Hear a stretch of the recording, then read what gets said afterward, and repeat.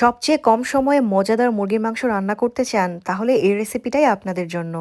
যারা নতুন রাঁধুনি আছেন তারা খুব সহজেই এই ইজি রান্নার প্রসেসটা ফলো করতে পারেন। তো চলুন কথা না বাড়িয়ে রান্নায় চলে যাই। তো রান্নার জন্য প্রথমেই আমি এখানে হাফ কাপ পরিমাণ রান্নার তেল দিয়ে দিলাম। এখন এই তেলের মধ্যে দিয়ে দিচ্ছি 2টো তেজপাতা, 3টা দারচিনি আর 3-4টা এলাচ। এখন দিয়ে দিচ্ছি পেঁয়াজ কুচি। এখানে আমি বড় সাইজের 5টা পেঁয়াজ কেটে নিয়েছি। এখন আমি অ্যাড করে দিব মুরগির মাংস। আর এখানে আমি 4 পিস মুরগির রান নিয়েছি। আর মুরগির রানগুলো অনেক বড় হয়, আমি মাঝে মাঝে এভাবে একটু একটু করে কেচে নিয়েছি যাতে ভেতরে মশলাগুলো সুন্দরভাবে ঢুকে যায়। এখন দিয়ে দিচ্ছি 2 টেবিল চামচ আদা বাটা, রসুন বাটা। দিয়ে দিচ্ছি স্বাদমতো লবণ।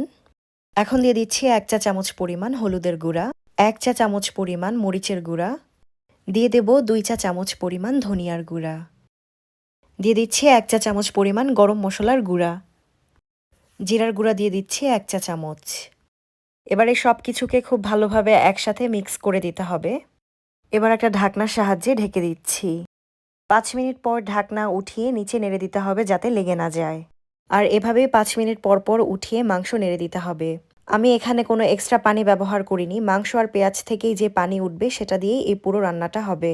মাংস যখন পুরোপুরিভাবে কষে যাবে তখন আমি এখানে 1 কাপ পরিমাণ পানি ইউজ করছি। আর এই পানিটা আমি ইউজ করছি আলু সিদ্ধ হওয়ার জন্য। এবার ঢেকে দিব পানিটা বলক আসার জন্য। পানি বলক চলে আসলে এর মধ্যে দিয়ে দিচ্ছি আলু।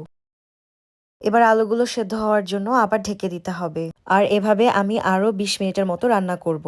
এই সময় চুলার হিট থাকবে হাই থেকে একটু কম। তো এই যে 20 মিনিট পরে আমার রান্না হয়ে গিয়েছে। আপনারা যদি ঝোল বেশি খেতে চান তাহলে এখনই চুলা বন্ধ করে দিবেন। আর যদি কম খেতে চান তাহলে জাল দিয়ে পানি বা ঝোল আরেকটু শুকিয়ে ফেলতে হবে। তো এই ছিল আজকের আমার ইজি মুরগির মাংস রেসিপি। যারা খুব কম সময়ে এবং অল্প ইনগ্রেডিয়েন্টস দিয়ে মুরগির মাংস রান্না করতে চান তারা নিঃসন্দেহে এই রেসিপি ফলো করতে পারেন। আশা করি আপনাদের আমার এই ভিডিওটি ভালো লেগেছে। যদি ভিডিওটি ভালো লেগে থাকে তাহলে অবশ্যই লাইক বাটন প্রেস করবেন। ধন্যবাদ সবাইকে।